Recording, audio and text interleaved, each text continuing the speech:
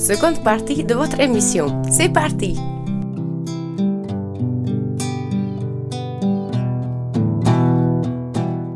Bonsoir. Bonsoir, nous voici de retour pour la seconde partie de l'émission L'instant de l'équilibre. Donc toujours avec Eve, on fait des petites pauses, ça nous fait du bien.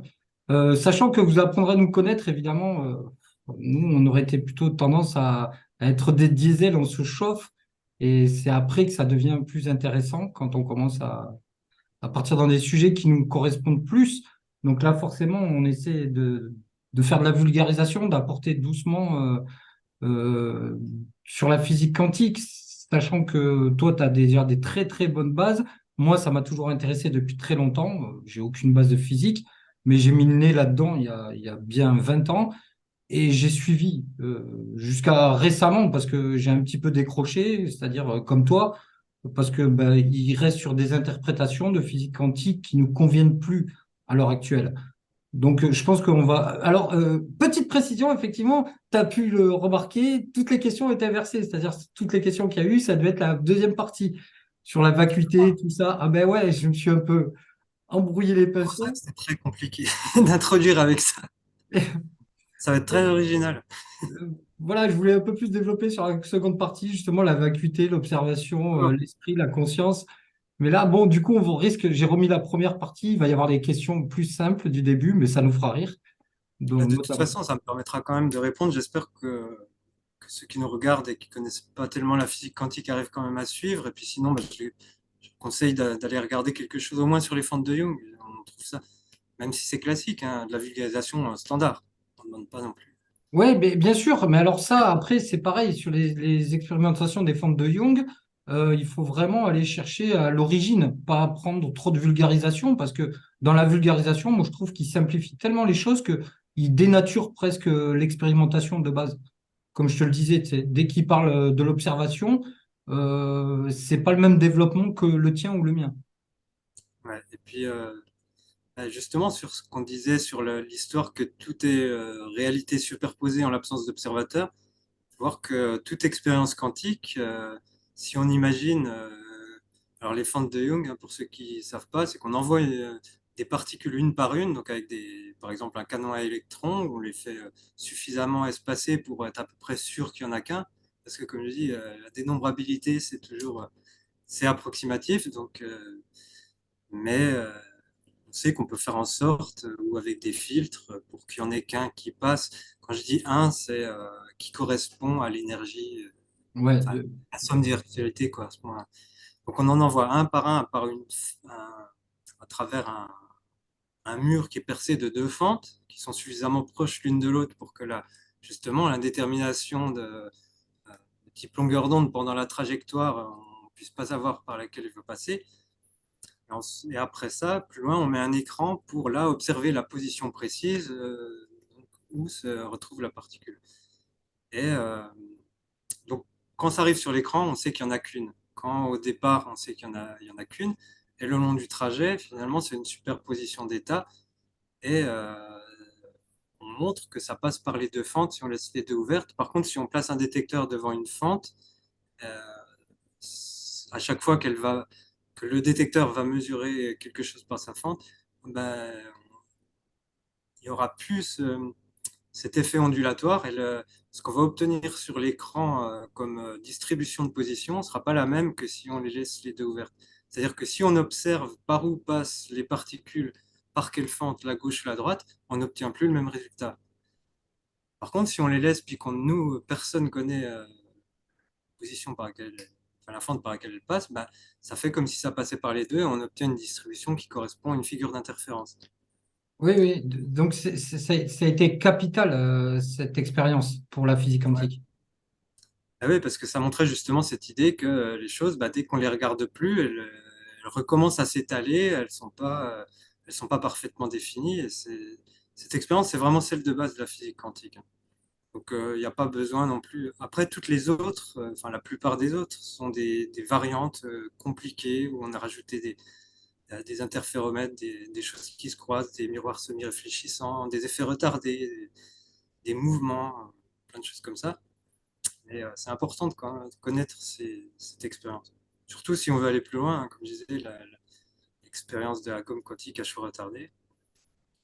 Et donc, dans cette expérience, ben, si on décrit le système expérimental lui-même, donc le canon à électrons qu'on n'observe pas, le mur percé des deux fentes et l'écran qu'on n'observe pas, bah, tout ça, finalement, dès que ça va se retrouver en interaction avec une particule qui, elle, n'est pas définie, eh ben, ça va s'ajouter, ça va aussi rendre du système expérimental comme une superposition d'états. D'accord. Donc, c'est ce qui existe en réalité. S'il n'y avait pas d'observateur, on a la superposition du système expérimental aussi lui-même. C'est pour ça qu'il faut qu'il y ait cet effet qu'on appelle la réduction de la fonction d'onde ou de l'effondrement de la fonction d'onde, qui, euh, qui fait d'une réalité multiple une réalité unique. Oui, voilà. Sinon, tous les possibles sont possibles. Voilà, tous les possibles existent plutôt. Oui, Voilà. c'est ça qui est fou.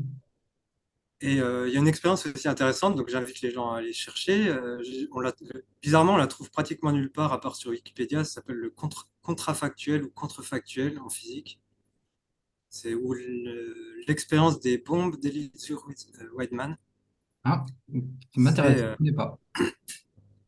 moi, j'ai adoré cette expérience, hein.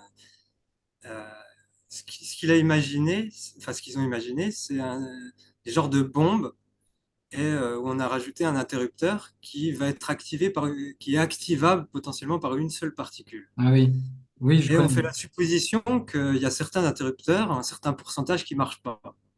Et on veut trouver un moyen, donc il y a par exemple un client pour ces bombes qui dit, moi je veux être certain qu'il marche. Mais on peut le vérifier que quand il est fixé aux bombes, donc quand il va activer une bombe. Donc comment on fait pour vérifier qu'un truc marche potentiellement en l'activant? Si on l'active, ça fait exploser les bombes. Donc théoriquement, si on voulait le vérifier de manière classique, on pourrait vendre que des bombes qui ont déjà explosé. Oui, c'est ça. Donc ils ont imaginé un système où on fait interférer, on fait passer la particule qu'on divise, on a deux possibilités, et il y en a une des deux virtualités qui va passer par l'interrupteur et activer la bombe. Et on montre que dans ce système expérimental, euh, bah, sur celles qui vont être activables il y en a une partie qui va exploser, et puis il y en a une partie, ben, on va pouvoir déterminer par la position d'arrivée qu'effectivement, c'est comme si c'était passé par cette fente, c'est-à-dire ça a activé la chose, en activant, ben, il y a une interaction, ça change son état, on sait qu'elle est là, et puis on l'observe ailleurs, à un endroit où elle ne peut pas être observée si elle n'a pas touché l'interrupteur. Et c'est pour ça qu'on l'appelle contrafactuel, c'est-à-dire que c'est un fait qui ne s'est pas produit, mais Mais qui, quelque qui part, est possible, est réel et modifie le résultat réel. C'est euh, c'est intéressant vraiment au niveau philosophique. donc, ouais, ouais, ouais, c'est ça. Donc, en fait, un peu comme pour nous, j'allais dire. Souvent, on entend dire que, ben voilà, en fait, limite, tout est déjà écrit, tu vois. Notre futur, il est déjà écrit quelque part. Donc, c'est, Ouais, c'est ça, après on a une conception assez difficile, enfin assez contre-intuitive du temps. Parce que nous, on est habitués, ou je ne sais pas si c'est une habitude mentale, hein, puisque nous, on vit dans cet environnement mental où on a, depuis quelques siècles, on pense à un temps linéaire, c'est-à-dire comme si tout l'univers était en train de se jouer en même temps. C'est ça que ça veut dire, le temps physique classique.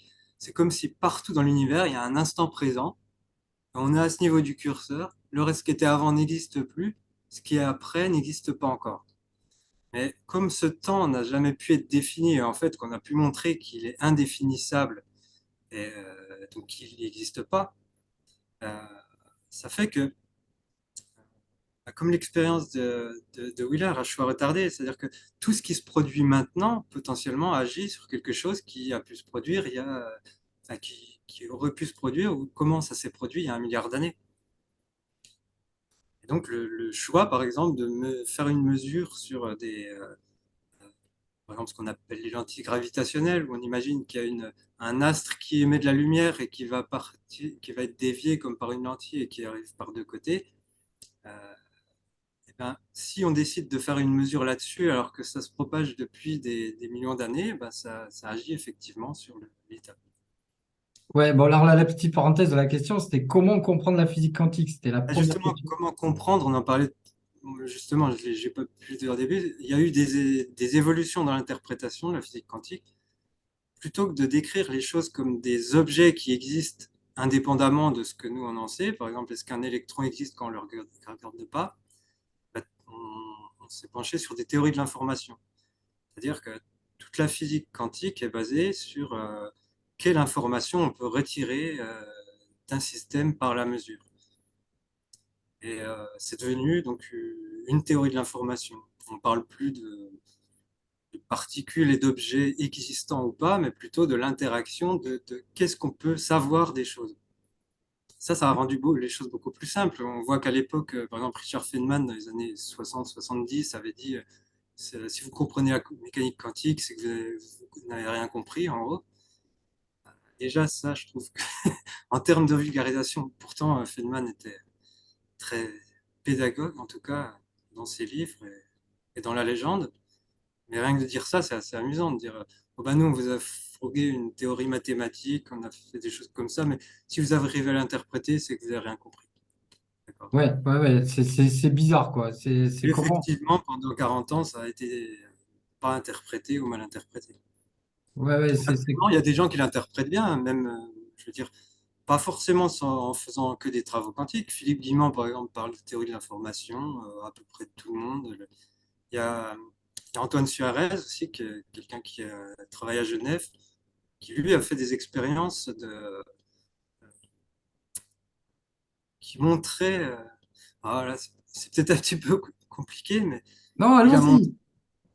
euh, alors, ce qu'on a voulu, il y avait eu à l'époque d'Einstein ce qu'on appelait le paradoxe PR, qui était un débat sur la localité des choses et on va dire sur l'intrication. C'est-à-dire que quand on faisait interagir deux particules, à un moment donné, elles étaient intriquées. Si elles interagissent avec rien d'autre, elles restent intriquées. Intriquées, ça veut dire entremêlées, enchevêtrées en français. Entangled. Et, euh, et au moment où on va faire, je sais pas, par exemple, on crée deux photons, donc deux particules de lumière qui partent dans deux directions opposées. Et puis on fait une mesure sur l'une de ces particules, et ben ça affecte l'autre. Donc ça modifie l'état de l'autre, quelle que soit sa distance.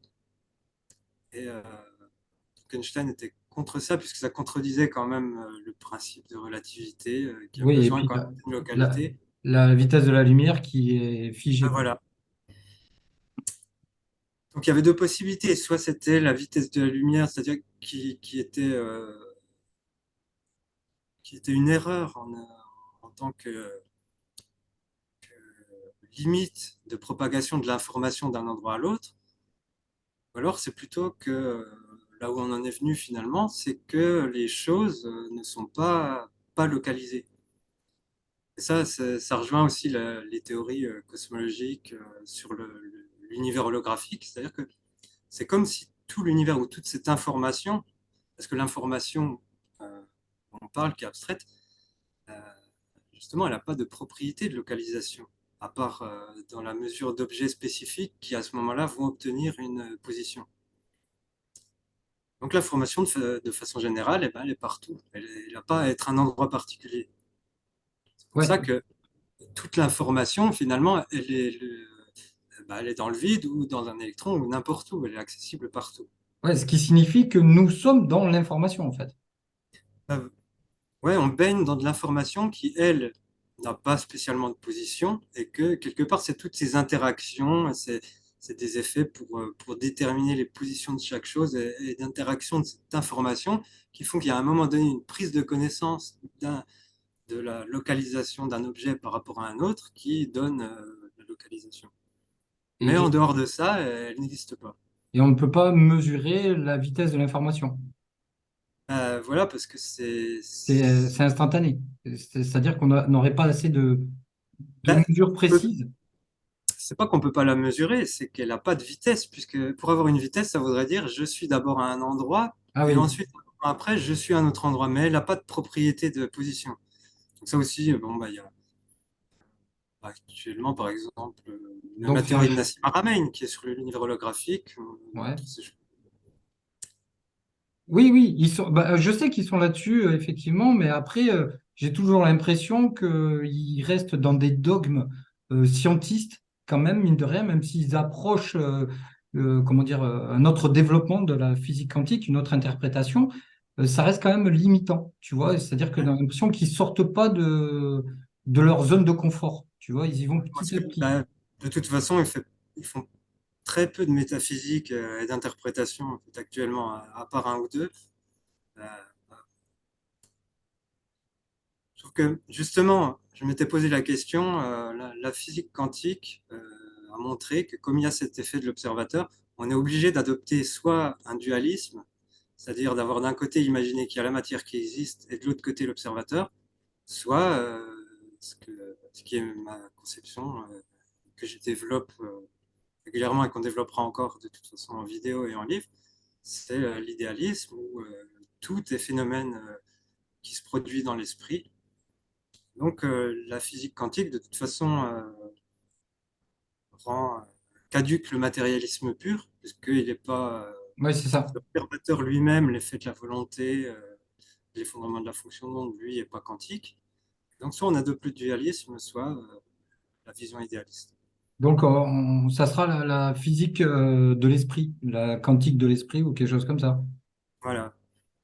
Donc, alors, quand ce qui est amusant, finalement, c'est que si on regarde cet effet de l'observateur, par exemple, de la vulgarisation sur Wikipédia, chercher l'effondrement ce qu'on appelle la problématique de l'observateur, de l'observation, c'est on résout la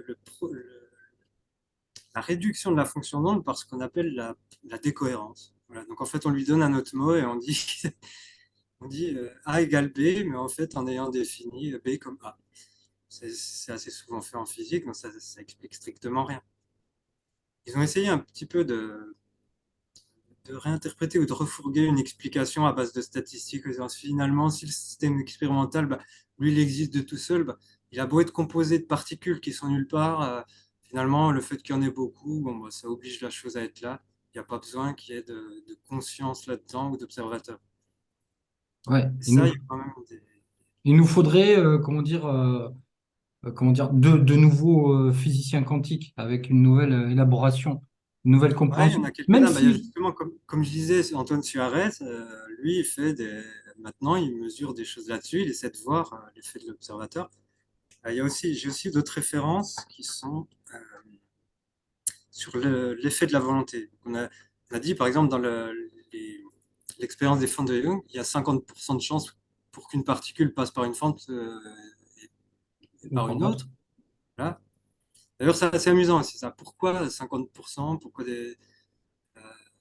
Qu'est-ce qui se passe si on met trois fentes? Il y a une chance sur trois. Qu'est-ce qui se passe si on met quatre fentes? Elle passe par les quatre en même temps. Qu'est-ce qui se passe si on met un nombre de fentes infini? C'était un peu le raisonnement de Feynman qui, apparemment, selon la légende, a posé des questions à son prof. Donc, Ouais. si on met un nombre de fentes infini, c'est comme si on mettait rien. Et donc, c'est-à-dire que si on fait l'expérience des fentes de Young sans les fentes et qu'on envoie avec un canon électron des électrons sur un écran, c'est comme si on avait l'expérience des fentes de Young avec un nombre infini de fentes. Donc, on fait les interférences entre tous les états possibles et effectivement, on retrouve l'état bah, comme si elle se propageait tout droit puis qu'elle allait elle va se retrouver. Quoi. Oui, mais si on faisait que ça, on ne pourrait pas déterminer la différence onde-corpuscule, parce que ça a servi un peu à ça, les fentes de Young aussi. Oui, voilà, mais c'est le raisonnement inverse finalement qui permet de retrouver la réalité en disant que, euh, après l'idée de Feynman, et ce qu'il a dit, c'est que la réalité, elle est constituée comme l'interférence de tous les possibles qui se superposent. On peut donc, par l'expérience, on modifie la réalité. Là, La réalité là c'est observable. l'expérience qui se modifie elle-même finalement. C'est-à-dire que Ah, déjà la une autre super- question. De qu'est-ce que c'est? Ah ben voilà, c'était une question classique, mais bon. bah non, justement, elle ne s'accorde pas, comme on avait dit au début. Là, les propriétés dans la physique classique, elles sont déterminées les observations. Donc, par exemple, quand on a un objet qui avance, sa vitesse, on estime qu'il en a toujours une, puis on vérifie qu'il en a toujours une, alors que quand on ne mesure pas la vitesse d'un électron, il n'en a pas. Et puis il faut savoir que de toute façon, la physique classique, elle est caduque. Donc, ce qui reste actuellement, c'est la théorie quantique et la relativité générale. Donc on considère que c'est les deux piliers de la science fondamentale actuelle, de la physique plutôt, parce que maintenant, est-ce qu'on ne peut pas dire que la physique est fondamentale en question, puisque ce serait plutôt les études sur la conscience. Mais... Oui, mais parce que tu vois, je pense que les gens peuvent se poser la question, c'est toujours pareil, on n'arrête pas de nous dire que ben, nous, on est constitué d'atomes, donc ces atomes, ils réagissent d'une certaine manière au point de vue quantique, et pourquoi ils n'interagissent pas sur nous, tu vois, directement? Pourquoi nous, on ne se comporte pas comme un atome? En fait, la question que je veux te poser, plus simplement, c'est, je t'avais dit de regarder ce film, là, je ne me rappelle plus, là, Les Chèvres du Pentagone, où justement, ils parlent de ça. eh ben, je Et suis tombé dessus l'autre jour avec ma femme, on l'a regardé. C'était toi qui m'en parlais. Je m'en oui, souviens. et que tu as vu à la fin le mec qui passe à travers le mur. Mm. Je sais pas si tu te rappelles. Et c'était cette fameuse question, si on est de vide, de machin, de trucs comme ça, et tout, pourquoi nous, on ne peut pas avoir le même fonctionnement donc, d'où ma question tout à l'heure sur l'ubiquité, tu sais, le fait Oui, de ben justement, j'allais y revenir. C'est marrant que à ça plusieurs revienne. endroits en même temps. Pourquoi cette physique quantique n'influe pas sur nous, n'influe pas au niveau plus grand? Alors, je pense que la réponse serait peut-être assez compliquée, mais revenons sur l'ubiquité, ça signifierait on est à l'état d'onde complètement. C'est-à-dire là, on est délocalisé complètement, on ne connaît pas notre position du tout, mais la vitesse ou l'impulsion ou la fréquence, tout ça est défini. Euh, D'ailleurs, c'est marrant parce qu'il y a quelques jours, j'ai lu, je viens d'y repenser, enfin j'y ai pensé pendant la pause. J'avais lu dans un bouquin de Carlos Castaneda, donc cet ethnologue qui est allé en Amérique du Sud, rencontrer un chaman, enfin un sorcier yaqui. Oui, je connais bien. Oui. À un moment donné, finalement, cette ubiquité, quelque part, il l'a eu. En fait, il y a la possibilité de ne pas être sous cette forme de particules et d'être quelque part. Après, moi, ça demanderait vraiment pour nous de l'expérimentation sur la conscience pour réellement le comprendre. Je pense que moi, mon interprétation, si là, actuellement, on est plus sous forme d'onde, de particules localisées, il y a à la fois, je dirais, une influence vraiment du mental. C'est-à-dire, quand je dis du mental, c'est ce qu'on appelle tout cet environnement, c'est cet ensemble de règles qui se sont, qui ont été intégrées par l'humain ou inventées et qui forment l'inconscient collectif. Ouais. C'est marrant parce que ouais, tu parlais tout à l'heure aussi je ne sais plus qui c'était, Heisenberg, je crois que tu disais, qui était allé rencontrer. Et en Oui, fait, il y a aussi un bouddhiste. Ouais. Wolfgang Pauli qui, lui, a fait des travaux, a beaucoup discuté avec C.G. Jung, donc le psychanalyste, enfin, Mhm. analyste, psychologue analytique, parce que il y a le fameux effet Pauli. Lui, eh ben justement, tiens, en parlant des chefs du Pentagone, il y a un type à un moment donné qui entre dans une salle avec plein d'ordinateurs et qui les fait tous bugger. Ouais, C'est je me la, rappelle. c'est la caricature de Pauli. Il était exclu de toutes les expériences parce qu'il faisait tout foirer. Ouais, ouais. C'est un Je connais psychologue de ça. physique, théoricien, et son ami qui était directeur du labo où il travaillait l'envoyait toujours ailleurs pendant les expériences.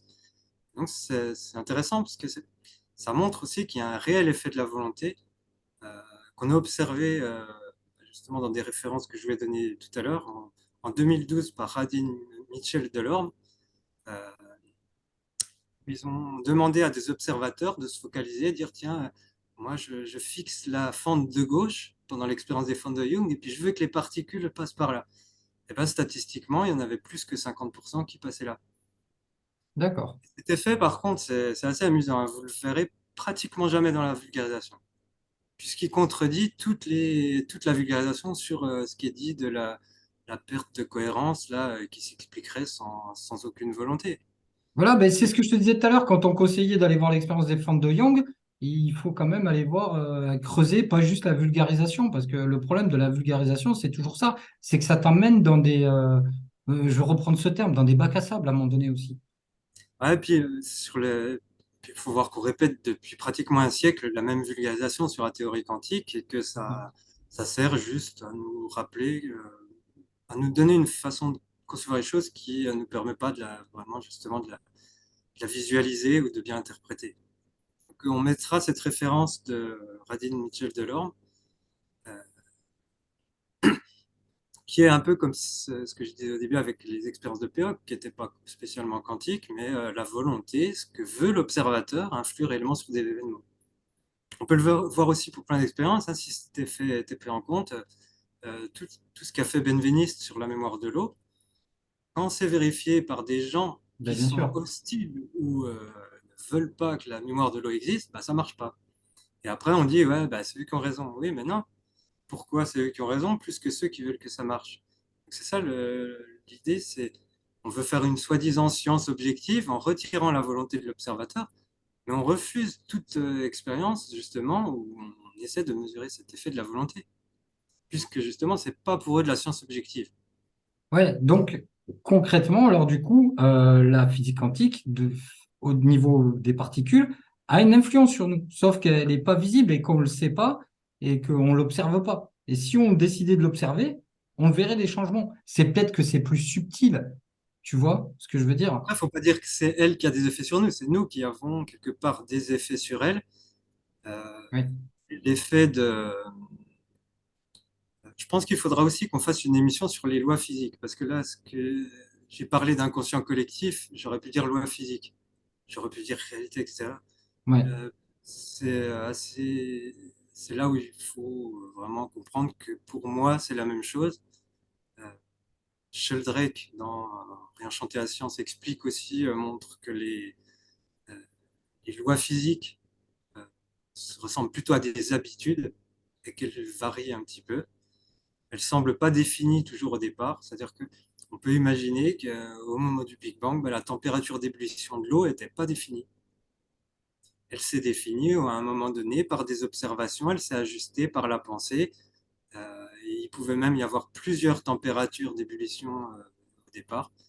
Donc tout ça, c'est vraiment intéressant. Faut pas se limiter à la physique très matérialiste ou physicaliste, justement, qui est celle où on imagine que des lois mathématiques figées préexistent depuis le début de l'univers, et puis que c'est elle qui contrôle tous les phénomènes. D'ailleurs, Eh ce sera bien, en contradiction avec l'expérience de Wheeler d'un gomme quantique à choix retardé. C'est-à-dire que Wheeler a bien expliqué que tout ce qui précède la conscience, c'est assez compliqué de dire ça aussi, puisque déjà le temps précédé, ça ne veut pas dire grand-chose, mais tous les événements comme le Big Bang, ils étaient par définition indéfinis avant qu'on en effectue une observation. Et peut-être avant qu'on en effectue la théorie. oui, donc, enfin, moi, je voulais faire ce petit parallèle et tout ça parce que j'avais vu, là, il n'y a pas longtemps, tu avais posté justement un moine qui est dans de l'huile chauffée, bouillante, tu Voilà. vois. Ben, ça, c'est quelque part, c'est contre nature, contre physique. Ah ben, C'est, ça, ce serait, je veux dire, c'est pas un, possible. des physiciens honnêtes ou des scientifiques honnêtes qui vont observer ça, qui prennent la température et qui effectivement observent ça comme une vraie expérience, ça contredit complètement le matérialisme. Euh, on peut le faire, si, si par décision, voilà, la conscience. Voilà. Alors l'histoire, oui, c'est des moines tibétains qui sont capables, parce qu'ils sont convaincus, ils se sont convaincus que l'huile bouillante ne les brûlait pas, ben, ils peuvent rester dans la marmite sans être brûlés, alors que physiquement, logiquement, eux, enfin, ces cellules sont censées être physiques. Elles sont Oui, censées être brûlées, sa peau, elle n'est pas différente. c'est ça. Mais du coup, à un niveau quantique, oui, ça serait possible. Et ça, c'est d'ailleurs, c'était lié aux explications sur l'hypnose. Voilà. On a montré aussi avec l'hypnose que, par exemple, ou même les personnalités multiples, c'est un petit peu la même chose. C'est-à-dire, si on va convaincre quelqu'un sous hypnose qu'il n'a pas une maladie ou qu'il a une maladie, il va en avoir les symptômes ou ne pas les avoir. Et la même chose avec des personnalités multiples, où il y a des cas assez amusants, où il y a une des, euh, une des personnalités, par exemple, qui a du diabète et pas l'autre, et en faisant les mesures sanguines au moment où c'est telle personnalité qui domine l'individu, eh ben, ça change les mesures. Ouais, ouais, d'accord. Je vois, je comprends C'est bien. vraiment là où je conseille d'aller chercher, hein, c'est les effets de la volonté, parce que bon, bah, le formalisme quantique, alors la réalité au niveau quantique, Ouais, voilà, est-ce que justement, je vais un peu préciser la question, est-ce que la physique quantique à l'heure actuelle, c'est ce qui nous rapproche plus de la réalité du monde dans lequel on vit, tu vois? Est-ce que c'est ce qui explique le mieux? ouais, c'est ce qui explique le mieux, parce que c'est là justement où on a à la fois cet effet de l'observateur, donc la volonté observateur, ou conscience, comme on va vouloir l'appeler, qui est en interaction avec un système qui, lui, consiste en de l'information, des possibilités, et puis finalement, on se rend compte que cette information, alors c'est là aussi où il faut comprendre que dire le réel, en disant le réel, on adopte une posture un petit peu binaire. C'est-à-dire, les choses existent ou n'existent pas. Et on m'a dit que ce soit en théorie quantique ou dans l'idéalisme, la réalité est plus floue. Euh, on peut définir que ce qui existe, c'est l'information, donc les fonctions d'onde quantique, mais que c'est une existence, c'est quelque chose qui n'est pas vérifiable, donc pas observable. Ou alors, on adopte un petit peu ce qui s'appelle la posture positiviste, ou celle qui est dans l'idéalisme. Ce qui existe, c'est ce dont je peux avoir connaissance, c'est-à-dire de l'information que je récupère. Et là, ça permettra. Alors, qu'est-ce que j'ai écrit sur l'information? Parce que j'avais préparé des choses, mais que j'ai pas du tout suivi, Ouais, évidemment. tu m'étonnes. En plus, avec mes questions foireuses toutes mélangées.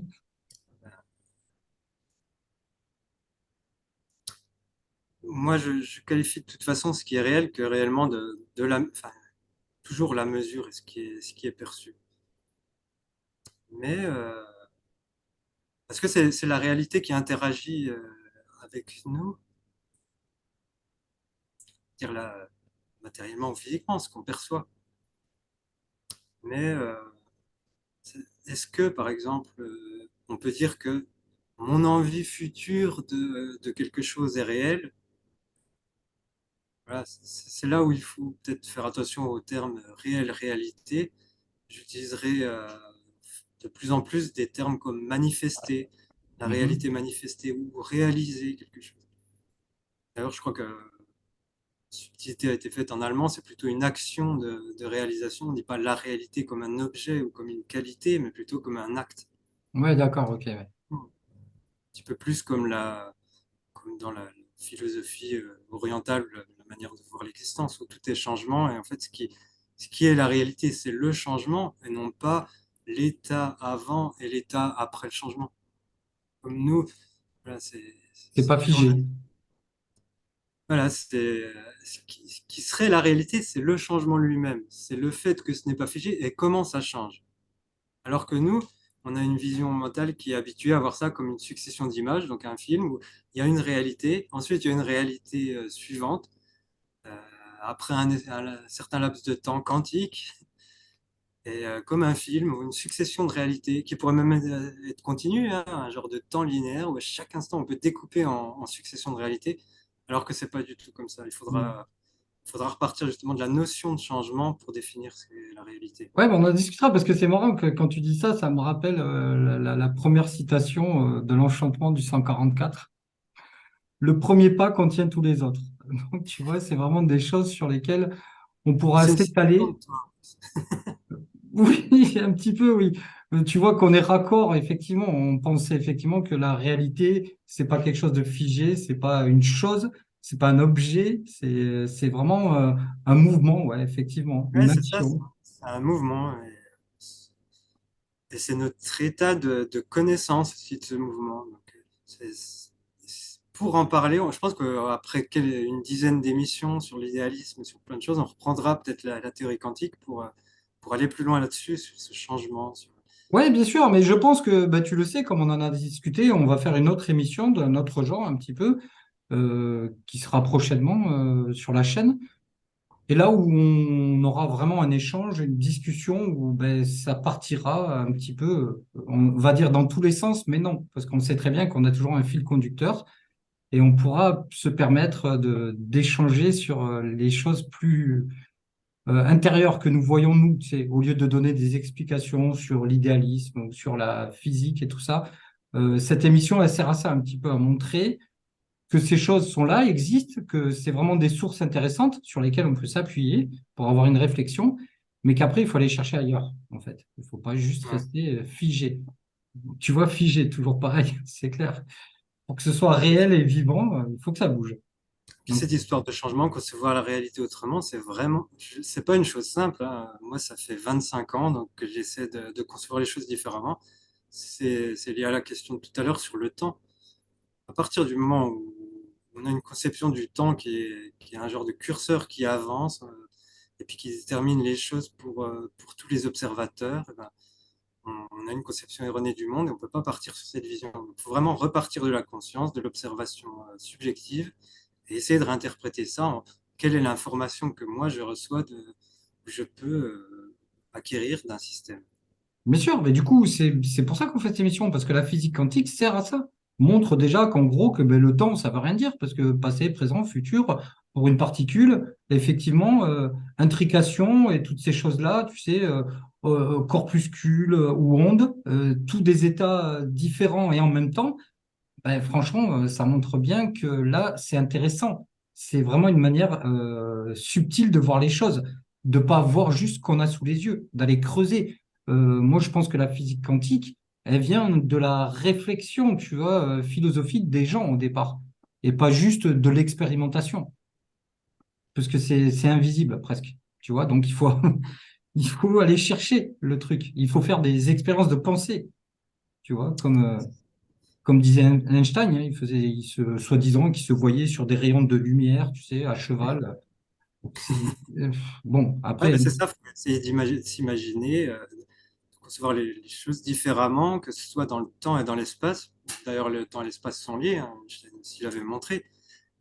Quelque part, justement, nous, on a différencié l'espace et le temps, c'est parce qu'on a une vision de succession d'images, avec des positions et à un moment donné. Alors qu'en réalité, tout est mouvement. Et si on avait la conception enfin, qui arrive à concevoir le mouvement et le changement plutôt que la position et le temps, on aurait une meilleure conception. ouais, que juste des images qui se déroulent, quoi, en fait. Le problème, c'est qu'on est trompé, c'est justement, c'est par notre mémoire, tu vois. Ben voilà, c'est ça, on a une façon de concevoir les choses collective qui est mauvaise, qu'il faut changer, qui est pas, et ça se fait pas comme ça du jour au lendemain. Et, une autre chose amusante aussi, tout à l'heure tu parlais de la théorie du tout. Ouais, Bon, déjà en pratique, hein, ça explique, enfin, ça permettra pas grand-chose en pratique. C'est-à-dire qu'on voit déjà la théorie quantique pour calculer l'état d'un atome d'hydrogène, ben, c'est compliqué. Et donc, décrire tout l'univers avec une théorie du tout, quand on voit déjà l'équation du modèle standard qui fait 30 lignes, qui est inutilisable. Mais ce qui est intéressant, c'est que les deux piliers de la science fondamentale, de la physique fondamentale, c'est la relativité générale et la physique quantique, et que ces deux théories sont complètement incompatibles. ouais, Elles ne c'est parlent fou. pas des mêmes objets, elles sont contradictoires entre elles. Et donc, il y en a soit au moins une des deux qui est fausse, soit les deux, euh, ou alors les deux sont vrais. Ça, Ouais, c'est une parce que possibilité que personne n'envisage. J'ai l'impression que je suis le seul c'est à ça. envisager. Les deux sont vrais. Il n'y a pas à avoir de cohérence entre les C'est pas deux. le seul. Ça cohabite, en fait. C'est un petit peu. En fait, c'est exactement pareil que, on y reviendra. Il reste plus beaucoup de temps. Finissons sur un truc amusant on débattra aussi, mais on parle d'espace, de temps, de distance, de mouvement, de position, et de la conscience, et puis de choses qui peuvent être contradictoires. Et on voit pourtant des débats sur la forme de la Terre, qui doivent être, la forme doit être spécifique pour tous les phénomènes. Alors que finalement, on pourrait très bien mesurer une courbure nulle, euh, puis par certaines mesures par laser, et puis une courbure positive par d'autres mesures.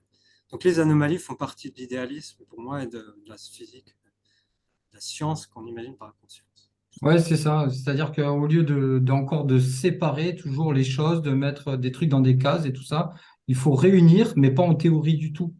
Il faut Voilà, il réunir. faut accepter qu'il y ait des anomalies, que Ouais, c'est ça. forcément comme tout vient de la connaissance, bah, peut-être que pour l'instant, la théorie du tout, elle n'est pas encore pensée et donc elle n'existe pas pour l'humanité.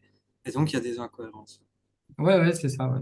Ouais, eh ben, on va en finir là. Ça y est, je suis dans le noir, tu vois. Ils ont coupé le jus. Je pense Et que ben voilà, en tout cas, merci. Et puis, bon, on a dépassé.